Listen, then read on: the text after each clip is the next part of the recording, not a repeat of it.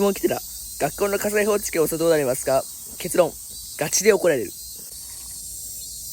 く学校の火災報知器を押すと消防につながるって誤解している人がいると思うんですけど、それは嘘で、押すと学校中に警報が鳴り、管理職の先生が出動します。管理職の先生とは校長先生、教頭先生、教務の先生のことです。押すとガチで怒られるので、絶対にふざけて押さないようにしましょう。マニア法律事務所。